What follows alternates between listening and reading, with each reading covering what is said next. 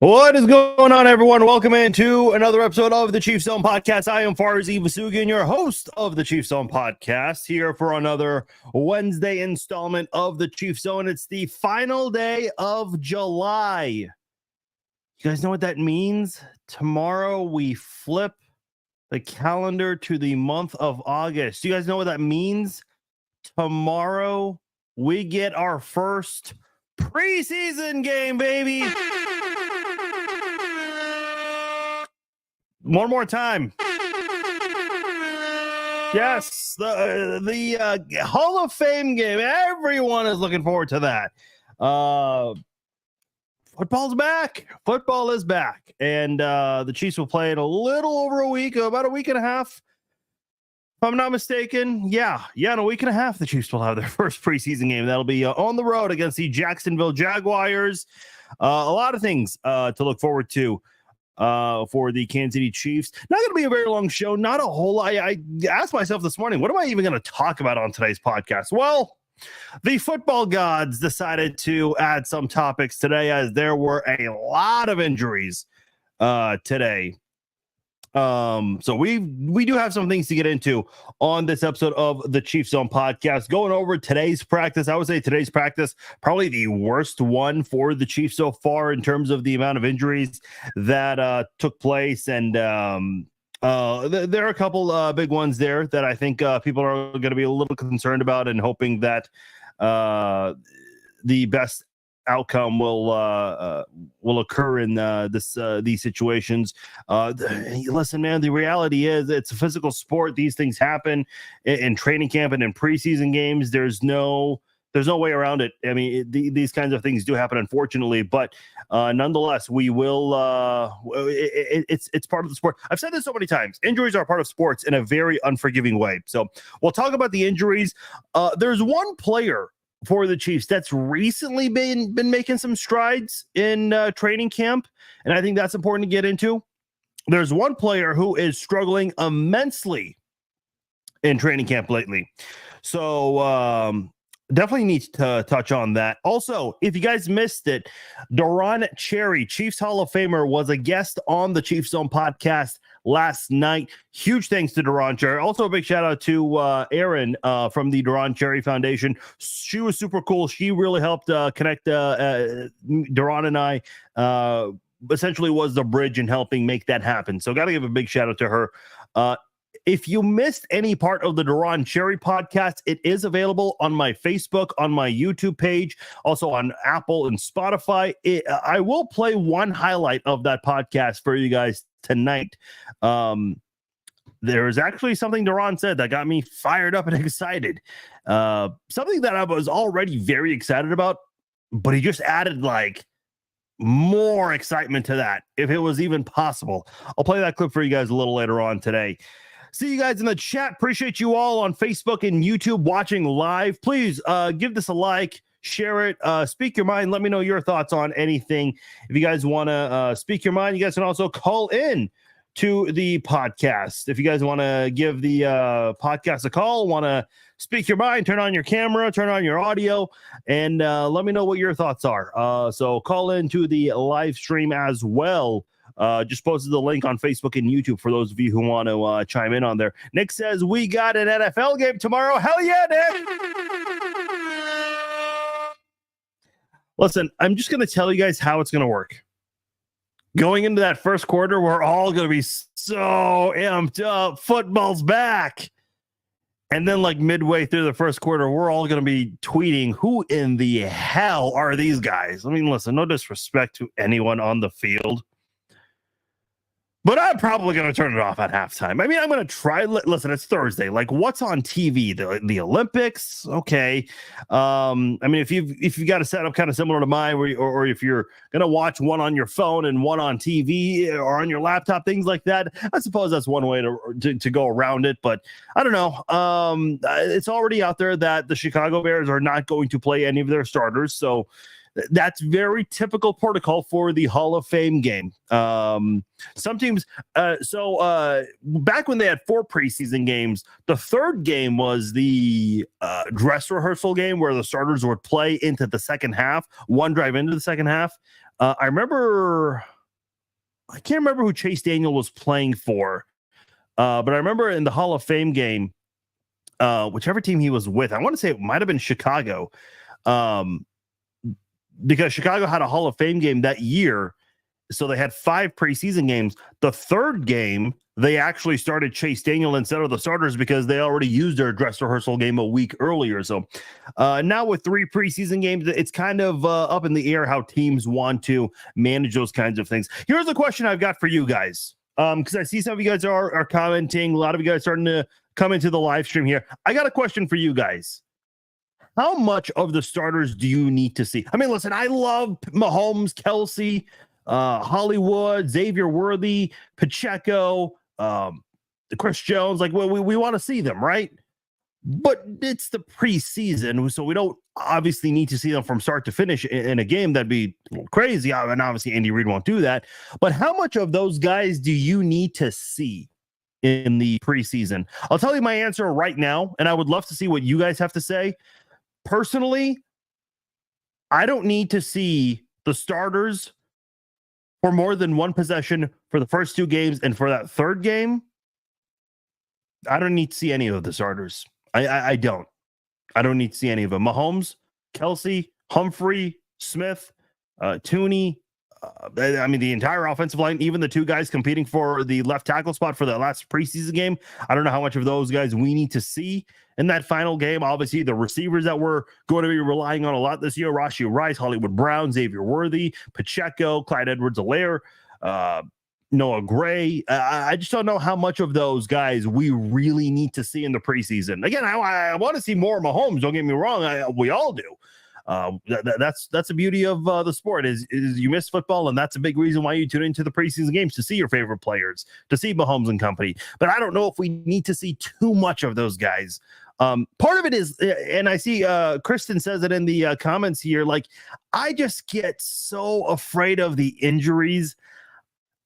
Again, I said this at the beginning of the podcast to start off, like, today was a really bad day for the Chiefs for practice with their injuries and all the stuff that happened today. So I'm very skeptical of that kind of stuff. So hopefully no more than 1 drive. I don't need a second drive. Even if the Chiefs go 3 and out and look like shit, I don't care. Like, fine. Just let them go play it against another team, maybe get hit around here and there. Because obviously you're not going 100% speed physically against your own teammates in training camp.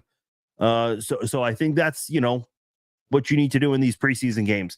I said this to Deron Cherry last night. Again, if you guys missed it, I'll play a highlight for you guys today from that podcast that I had with him last night. But I told him to wrap up the podcast, I said, look, man, I love the highlights in training camp, but it's training camp highlights. I can't put too much stock into that stuff. I want to see the games. I want to see some of the preseason action, and then let's bring on September the 5th when the Chiefs play host to the Baltimore Ravens. That's what I want to see. That's what I'm looking forward to. So we're getting there. We're getting there. Let's not push that fast forward button like Adam Sandler did and click. It's going to be coming sooner before we know it. Feels like it's going to take forever, but we'll get there. Obviously, I'm starting this podcast a little sooner than I usually do. Like I said, I did not know this morning. I was like, what in the hell am I going to talk about today? Well, unfortunately, we have a lot of things to talk about because there were a lot of injuries that occurred, unfortunately, over in St. Joe. When you look at some of the Chiefs injuries, obviously, a couple of big ones right there. Nick Bolton, Andy Reid said, nicked up his elbow there, had a tweaked it is the word that he used.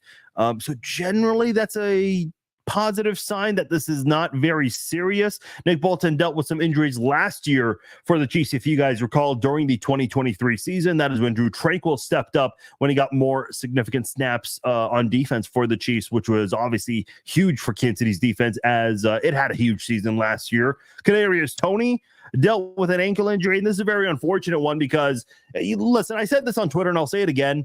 Kadarius Toney was a liability last year, but if he can find a way to erase those drops and revert back to the way he played in 2022, which he unfortunately had some injuries that year as well, Kadarius Toney was a big asset in 2022 when he was playing for the Chiefs. Now, for Toney going into 2024, this is a guy that not only needs to erase the drops, he's got to stay on the field. He's got to avoid the training room. And this is just one of those situations where it's like, yeah. See, David says it in the chat right there. Toney's dealt with a lot of injuries. This is something that he dealt with in New York with the Giants. Even in a short amount of time with Kansas City, his first season with the Chiefs, when he joined the team mid-season, was dealing with some injuries then. So obviously last year was a completely different story. So to me, and Kristen says, I can't believe they kept him. Here's my thing. Yeah, again, he was a liability. But look at Mecole Hardman. Mecole Hardman, his progress in the NFL has been a very slow one. Now, yeah, he did get the game winner to help you win back-to-back Super Bowls. But overall body of work, Mecole Hardman has not been living up to the expectations, especially for a second-round draft pick. But he has this skill set that just makes you want to give him another chance, especially in this offense right now where you have so many speed across the board. So much speed across the board, I should say. Kadarius Toney, similar situation. I remember on the Pat McAfee show, they were talking about how this guy was drawing some comparisons to Tyreek Hill. I think there was some NFL reporter out there who said the week of the draft, the 2021 draft, they said, do not let Kadarius Toney go to the Chiefs. Well, he didn't get drafted by the Chiefs, but eventually made his way to Kansas City. And people thought, well, is this going to be something that's going to work to Kansas City's advantage? Can they try to get some of that Tyreek Hill skill set out of Kadarius Toney? Again, obviously, no one can ever match what Tyreek Hill does, especially during his time in Kansas City and what he's doing right now in Miami. But, he's got to stay healthy. And I think this is right now a huge make or break season for Kadarius Toney. I'll say it again. I've said this so many times, but probably the line that I've repeated the most is this: sports injuries are part of sports in a very unforgiving way. And you've got to find a way to overcome those injuries and stay on the field. And for Kadarius Toney, that has been a mountain of a challenge. It really has. So I hope Kadarius Toney's okay, because if he can get rid of those drops, he's going to be a big part of this offense. The Chiefs are not giving up on him. And I know there's all this talk about what he's going to do at running back and all these things. Well, we don't really know. So we'll have to see how they want to use him if he is available. So hopefully nothing too serious on that front right there. He was sitting on the front of the cart when he was leaving. So when you have a lower body injury and you're sitting on the front of the cart, that can be somewhat of a positive sign, but I'm not going to put too much stock into that right now. A couple of offensive linemen, Chuck Godric and McCade Mutter, also had ankle injuries, and then tight end Isaiah Gathings had a hamstring injury. There was also a fan in attendance today who the Chiefs training staff attended to, I believe, due to dehydration. So, yeah, today was kind of a weird day for training camp for the Kansas City Chiefs. Listen, man, it is, how many degrees is it right now? Right outside my beautiful home, 95 degrees, and it's almost 7:00. Wow. Listen, props to anybody that works outside, because I would much rather be inside than outside, especially. Listen, I can deal with the heat. Like if I'm going for a walk, you just carry a water bottle with you.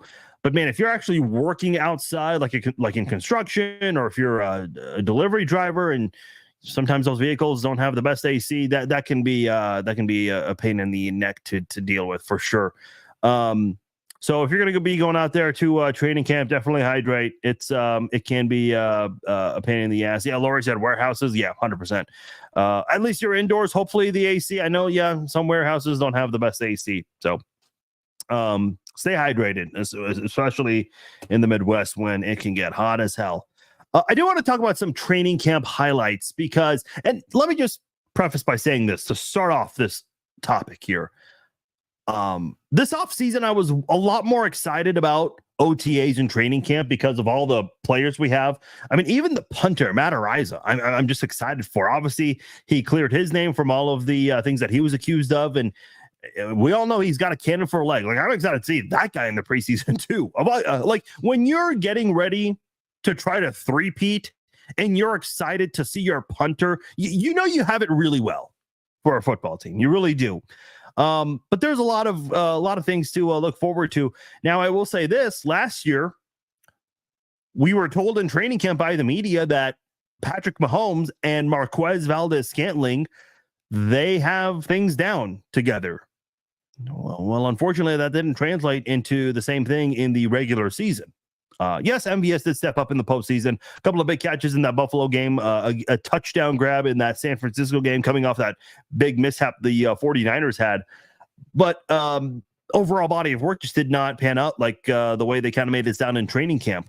There's one player who was not really making a lot of noise. We saw all these plays to Xavier Worthy, Rashee Rice, Travis Kelce, Hollywood Brown, the usual guys that we definitely expected some big plays in training camp. But we saw some other guys get some moments here and there. Justin Watson, prior to his injury, was making some highlights here. Kadarius Toney has definitely been making some moves in training camp. He's been getting some good looks.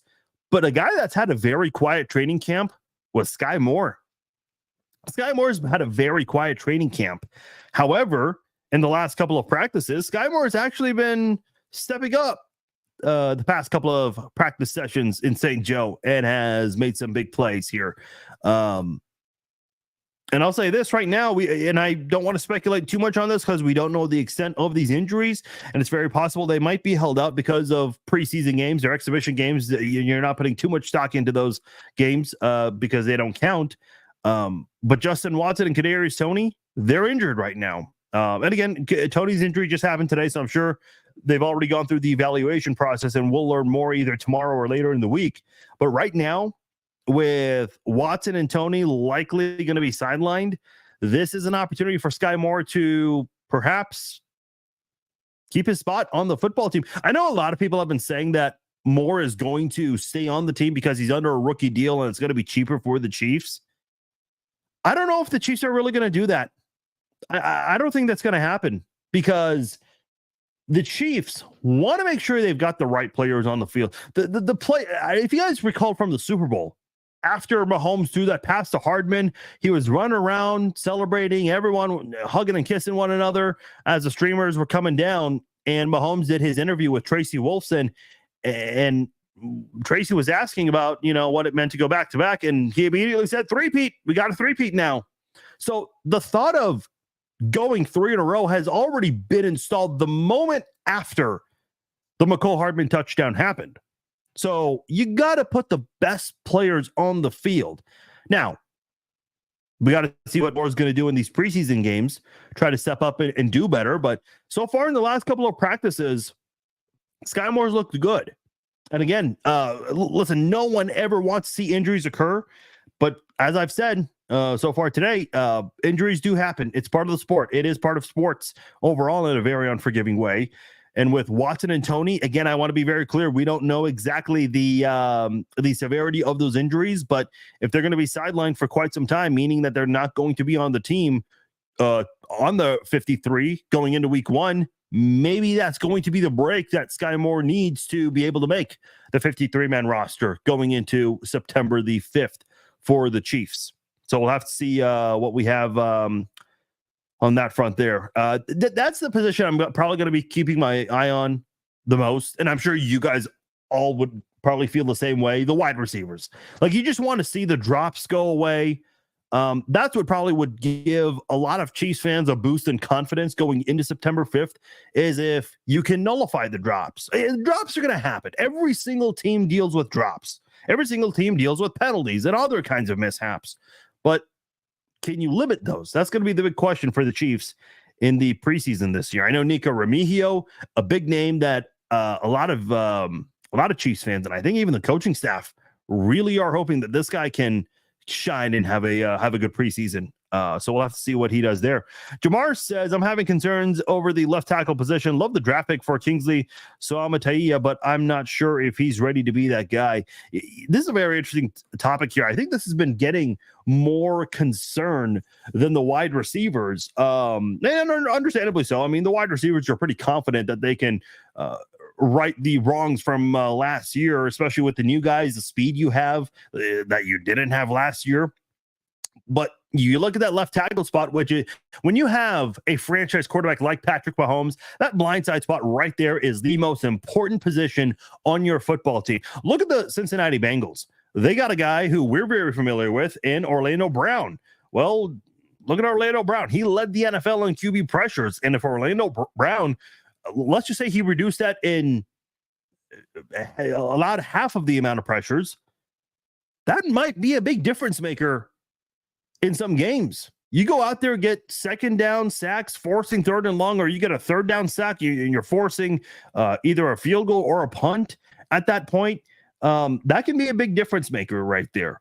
The Chiefs have two very young left tackles, Wanya Morris, who they drafted last year in the third round, and Kingsley, who you drafted this year in the second round. You moved up one spot to get him, just one spot, but obviously the Chiefs, they must have found out that another team wanted him and they really wanted him. So they felt the need to make that move and give up a little bit of resources to try to secure Kingsley Suamataia and bring him to Kansas City. So I'm very curious to see what happens there. Let me ask you guys this, because it doesn't seem like Wanya Morris is going to get suspended, because I think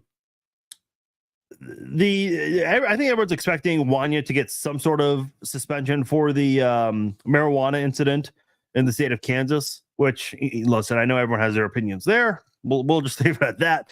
Who do you guys think starts week one at left tackle? Is it going to be Wanya Morris or is it going to be Kingsley Suamataia? I've got to go with, I want to say Kingsley. And by the way, you might answering the question, who's going to start week one, and then who's going to play the most snaps throughout the 2024 season. Maybe you get two different answers. Maybe some people feel it's going to be the same guy. I don't know. But to me, if you're a Kansas City Chiefs fan, you're probably feeling torn on that. Maybe you need to see the preseason to be able to answer that with full confidence. Because the left tackle spot, in addition to being that important guy, the left tackles generally go up against the best pass rushers from that right side, from the defensive perspective. No, thank you, Lori. Rally House has these, or at least they did over the summer. So maybe that's the place to go to. I love this. This is the Independence cap from a couple of years ago. So yeah, definitely one of my favorites. But to me, I'm just thinking of the left tackle spot, and I know defenses have that freedom to be able to mix guys around, have guys line up opposite sides every now and then. But generally, the right side of the defensive line, that's where you see the best pass rushers in the NFL. So you're going to be going up against Max Crosby a couple of times a year. You're going to be going up against Trey Hendrickson. Baltimore's always got a good defense, so you got to be ready for that. Those are some notable names, especially in the first few weeks, that you got to get ready for. If you're either Kingsley or Wanya and you're trying to get ready for the upcoming season. I know Wanya Morris, he looked good in the first time he played against Max Crosby. But Crosby was also dealing with an injury. The second time the Chiefs and Raiders played on Christmas, that's, of course, the Raiders' very infamous Super Bowl, because they don't win actual Super Bowls anymore. They haven't for 40 years. Wanya Morris definitely struggled against Max Crosby in that game. And then a week later, Wanya Morris did have a little bit of a difficult time against Trey Hendrickson when Hendrickson went and got the fumble and the Bengals were able to extend their lead, making it 17-7. Fortunately, the Chiefs were able to overcome that. But those are some things to look at from Wanya Morris. Had a few games. Andy Reid liked what he saw from Wanya Morris last year. Now, am I surprised that they went and got a left tackle in this year's draft, early in this year's draft? No, not at all. In fact, the Chiefs went out there and got a lot of offensive linemen. Some of the offensive, CJ Hansen and Hunter Norzad, who they've got in the third day of the draft, those are guys that are getting some serious looks on this Chiefs team so far in training camp with the 1s and 2s. So, if an injury were to occur, and I can say this, I've actually, no, it's a little bit of insider here.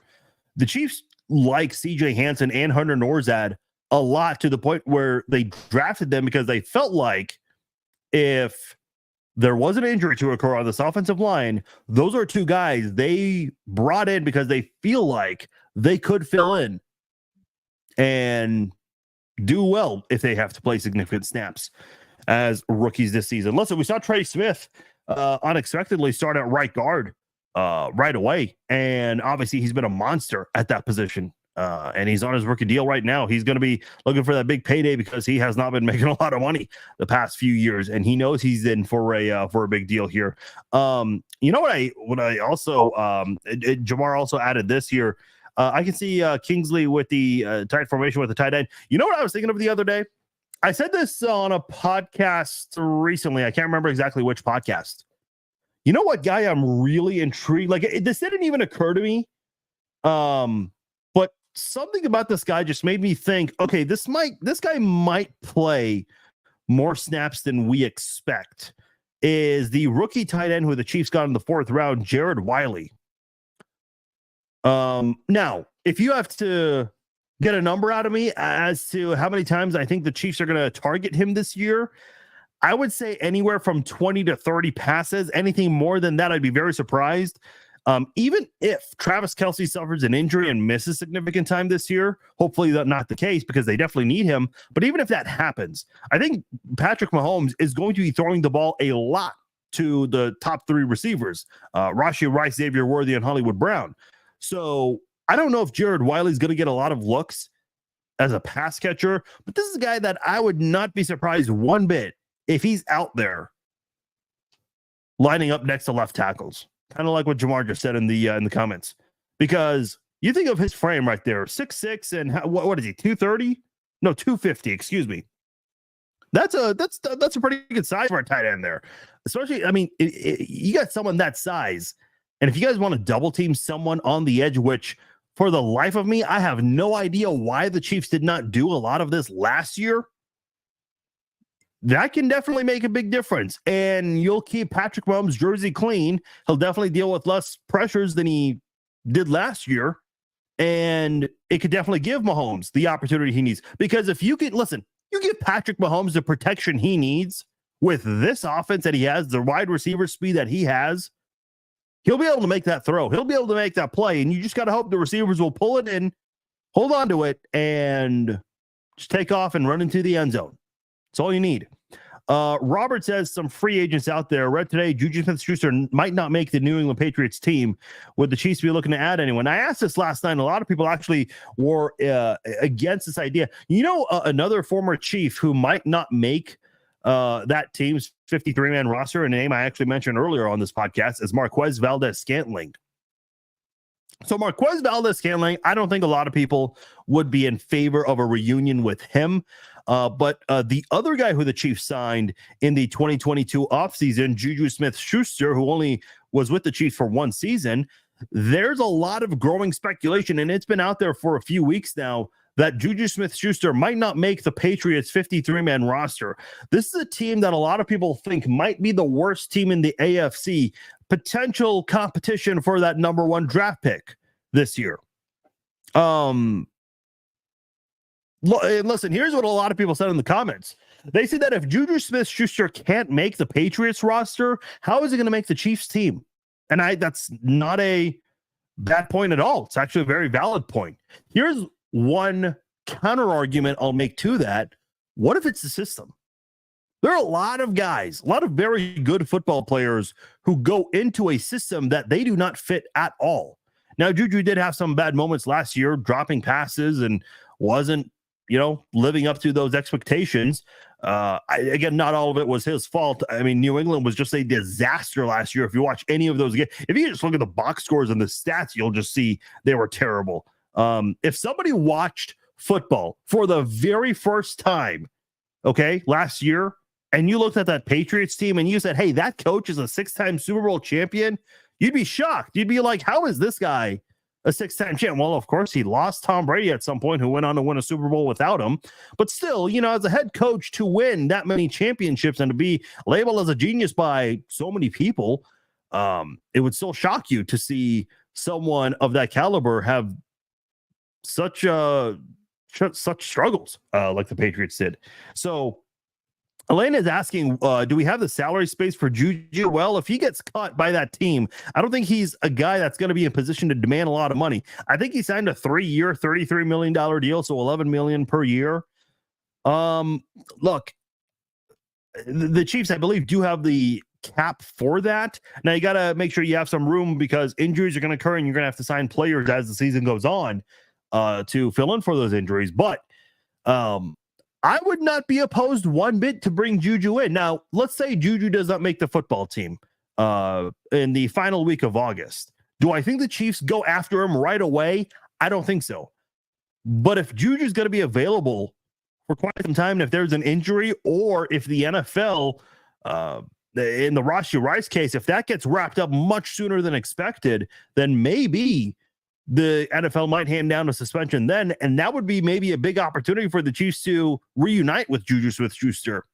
Again, I understand him not making the Patriots team probably concerns a lot of people. I don't push back against that concern one bit, but the only thing I will say is, look, systems can make a player fail, and if he comes back to Kansas City system, who's to say he would not do better?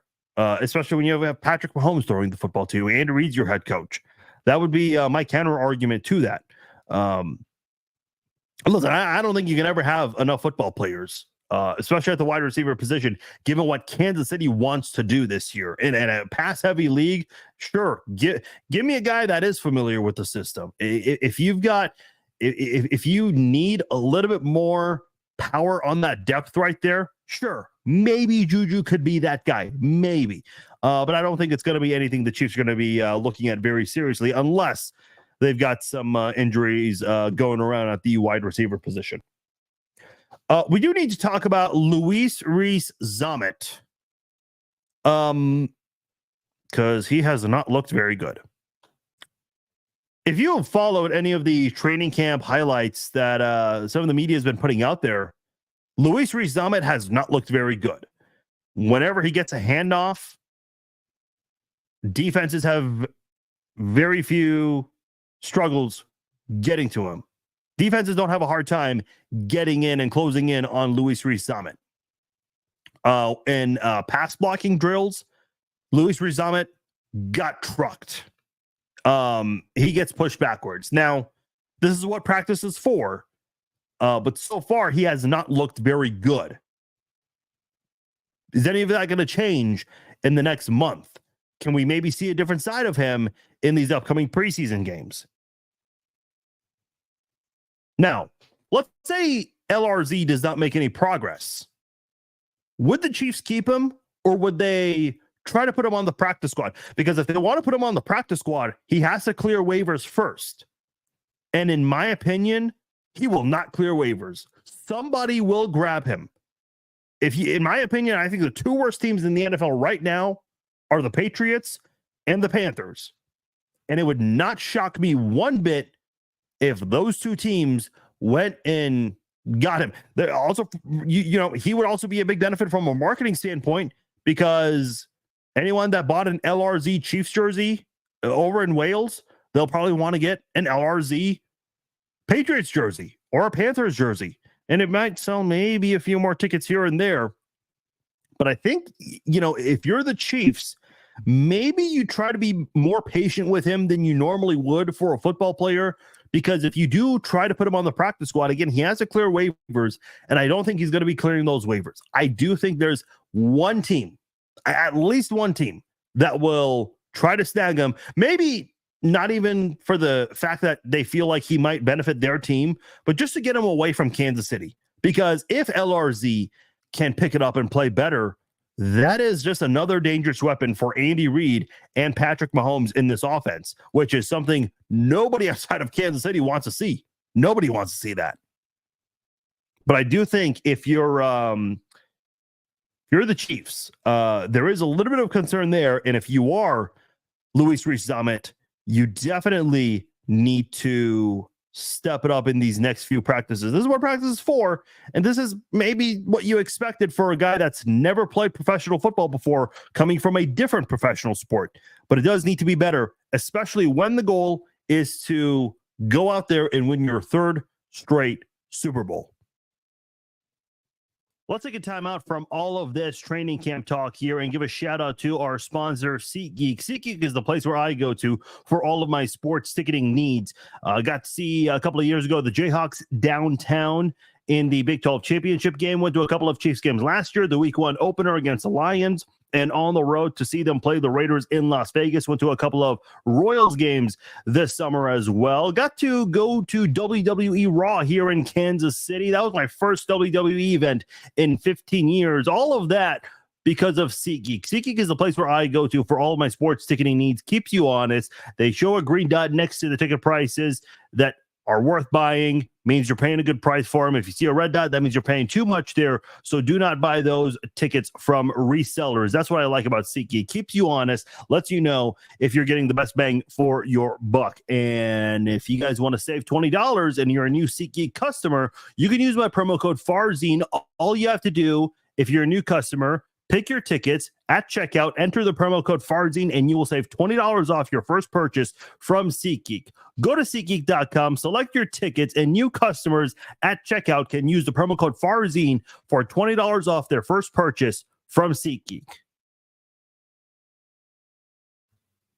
All right, welcome back in, guys. I'm looking at the I'm looking at Twitter right now, and the NFL continues to release their top 100 list. They released 20 through 11. So all they have left is the top 100, and I think they're going to reveal that either Thursday or Friday. I'm not exactly sure. But my goodness, no, for the second year in a row, no Chiefs player from 100 to 11. Last year, only 3 Chiefs made the top 100 list. All of them were in the top 10. Chris Jones, Patrick Mahomes, and Travis Kelce. I don't remember. Mahomes was 1. I don't remember Chris Jones and Kelce where they ranked. Obviously, Mahomes, Jones, and Kelce will be in the top 10 again. But where in the hell is Trent McDuffie or Joe Thuney, Creed Humphrey, Trey Smith? Those guys did not get ranked last year. I can understand Trent McDuffie not being ranked last year, but your interior offensive line, not a single one of them got selected last year. And this year, unless all 7 of those guys are in the top 10, which I doubt, I mean, Joe Thuney is considered maybe the best interior offensive lineman in the NFL today. Yeah, I know he dealt with that injury, but even before that, he played, 16, 17, 18, 19 games. I mean, that's still a lot of games. It's not like he just played one amazing game and got injured. The rest of Aaron Rodgers only played 4 freaking snaps, and he was 96th on the list. This is not a career accomplishment list. This is who was the best player in the top 100 that's still active today going into 2024. That's what that list is about. And I'm kind of getting to a point where it's like, okay, the Pro Bowl is a joke. We know it's a popularity contest. Is this NFL top 100 list like another Pro Bowl list? Because it's the players who vote on this. And if we've been paying attention to some of the players and some of their takes lately, they're not very good. Tyreek Hill's top 5 quarterbacks in the NFL. is abysmal. I mean, he has Patrick Mahomes 1. That's the first player he at least mentioned. But then the next, okay, he mentions Tua. Of course, he has to mention Tua. But then he has Dak in his top 5. He has Baker Mayfield in his top 5. I like Baker Mayfield, but he sure as hell is not a top 5 quarterback. He's just not. I don't remember who the other quarterback was, but it wasn't Josh Allen, wasn't Joe Burrow. Maybe he mentioned Lamar. I can't remember. But it's like, man, do these players actually pay? These are players that don't like when fans have strong opinions because fans have never played the sport. Yet these are players who play the sport, and they might have some of the most atrocious takes on the sport that they play. And I get it. Like if you're playing for the Miami Dolphins, you have a 12 o'clock kickoff game, 12 o'clock Central Time, I'm saying. Yeah, you're not able to focus and watch the other games around the NFL like we as fans can. But still, as an athlete, you still have a better knowledge of the sport than the rest of us do. So to me, this whole top 100 list, how is it that it's more than likely that Tooney, McDuffie, okay, McDuffie wasn't on it last year, fine, but he's not on it this year yet. But your entire interior offensive lineman, Humphrey, Smith, and Tooney, were not on the list last year, probably not on it this year. And McDuffie, who was lights out this year, is not on the list. That's a joke. I mean, the only list I really take seriously now would be the All-Pro voting. You might have a couple of snubs, but in general, it's still a pretty respectable list. Like you can tell the voters who vote on that do their due diligence and definitely take the time to do their research to make sure they're putting the right guys on the All-Pro team, the first team and the second team All-Pro. But man, that's a shame. No Chiefs from 100 to 11 for the second year in a row. You know, Chris Jones, Patrick Mahomes, and Kelsey are going to be in the top 10 for the second year in a row. So we'll see what the Chiefs want to do right there. Hey, before we get out of here, I want to play this clip from my interview, I should say, with Deron Cherry on last night's podcast. We talked about the upcoming season for the Chiefs and the Chiefs offense. And I asked for his perspective as a former defensive back, what his thoughts are on this Chiefs unit as they look like they're going to be much more improved. At least they are on paper, and I think a lot of people are expecting that to translate into more success this year for the Chiefs. And I wanted Deron Cherry's perspective on all of that. Here's what he had to say. Adage in the NFL is speed, right? When you got speed like that, you know, you can do a lot of things. This is going to make Travis Kelce, you know, so much better too. I think he's not going to have as many double teams because people would think that he's getting old and in years and can't run as fast as he used to run.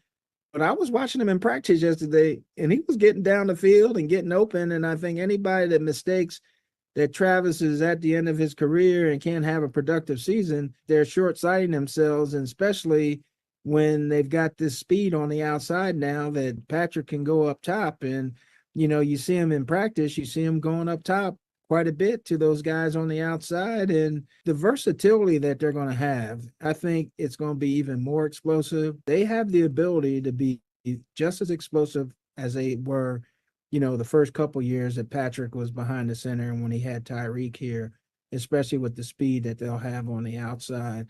If I'm a defensive guy, I mean, I'm shaking in my boots because I know it's not easy to cover an offense that does that much motioning and adjusting, and they just seem to get open. And Patrick has seen every coverage now, so he knows exactly where he wants to go with the ball. And you know, I feel bad for some of these teams because, you know, they're just going to continue to get better offensively, and that's a frightening thing for the league. Okay, so that was Deron Cherry on my podcast last night, saying that defenses are shaking in their boots and that he feels bad for the defenses that have to face the Chiefs this year. I mean, listen, I've I've been talking a lot about this offense and how excited I am and how I think they're going to be much better. I think they're going to be a top 5 offense for sure. I think they're going to resemble the 2018 offense, the 2018 Chiefs offense that had the 3rd highest scoring output in NFL history. The big difference now is you also have a very good defense to complement you. Unlike last time, you had the 31st ranked defense. Yeah, they led the league in sacks. They co-led the league in sacks, I should say. But they also had a lot of woes, and that led to Bob Sutton being fired. But when Duran says that defensive players should be shaking in their boots and that the rest of he feels bad for all these defenses, that got me a little more amped up.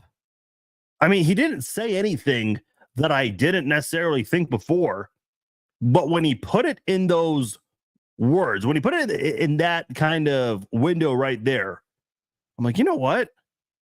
That sounds pretty damn awesome. We're going to go out there and just kick a bunch of ass this year. And we all know what happened with the offense last year. Let me look something up from last year. Did not have this on hand, so apologize. Bear with me. Let's do a little exercise here together, since I did not take the time to research this. What was the game? And let's include the postseason. Okay. What was the game where the Chiefs scored the most amount of points? Because it was not they didn't have a big scoring game last year, okay? They had 20 points against the Lions, 17 against the Jaguars, 41 against Chicago. They did not have more than that. Obviously, the easiest game of the year last year. 23 against the Jets, 27 against the Vikings.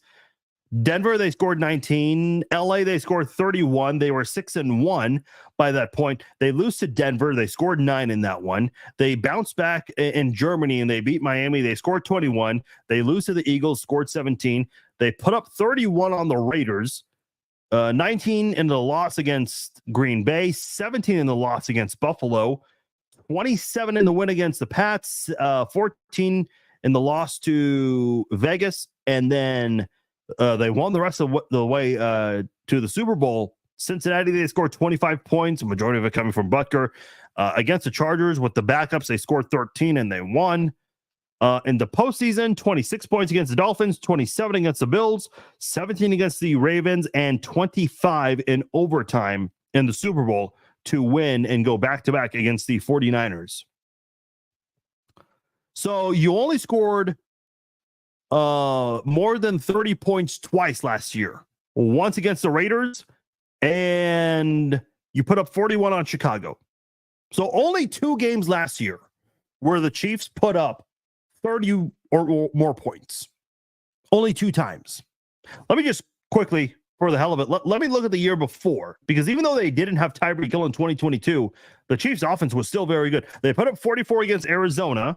They put up 41 against Tampa Bay. Okay, we already have matched that in the span of 4 weeks. And then in week 5, the Monday Night Football game against the Raiders, where the Chiefs surged and come back, overcoming a 17-0 deficit. They scored 30 in that one. They put up 44 against the 49ers on the road. They put up 30 on the road against the Chargers. They put up 34 against Denver, 30 in overtime in Houston, 31 to end the season in Vegas. For the postseason, they scored 38 in the Super Bowl against the Eagles. So the Chiefs had no problems putting up 30 or more points in 2022, even though that was their first year without Tyreek Hill. So the Chiefs, they had no problems putting up 30 plus points in 2022. Last year, they only did it twice. I think the Chiefs can break that threshold on September the 5th. Surpass the 30-point mark. I think they can do that. In fact, actually, I don't know. Maybe I'm saying too much right now, but I kind of wonder if they can surpass last year's season best of 41 in a game. I say there's a chance. There's a slim chance they can do that. All right, that'll do it for this episode of the Chiefs Zone podcast. There will not be a Red Friday live chat this Friday. I am actually going to be out. I'm going to parts unknown. So yeah, well, I'm not going to be in studio to do a podcast. I'll have my phone on me, so if we need to do a live stream of any kind, we'll definitely. Well, see, Elena, you're smart. My predictions always materialize. I've got a good track record of this. I don't mean to toot my own horn. Actually, yes, I do mean that. But yeah, I kind of just go look at my track record. It's no joke here, folks. I know what I'm talking about. But we'll see what happens there. Hey, if you guys enjoyed this podcast, please give it a like, share it, let your friends know about the podcast, whether you're listening and watching from Facebook, YouTube, Apple, Spotify, wherever it is you guys are downloading and listening the podcast from. If you guys haven't done so already, please subscribe to the YouTube channel, youtube.com/@thechiefzone. We're starting to put more and more video content on there, so it would be greatly appreciated if you guys would subscribe to the YouTube channel, because I'm trying to get the numbers up on there. Fairly new to YouTube, so it would mean a lot if you guys could help bump up the numbers there. Tell a friend to subscribe to that podcast as well, if you guys don't mind. That'd be greatly appreciated. All right, guys, I'll be back next week. No podcast next Wednesday either, so we'll have to we'll reunite next Thursday, right before the first Chiefs preseason game. My name is Farzin Vasugian. Appreciate you guys downloading and listening to this episode of the Chiefs Zone podcast. I am out. Take care.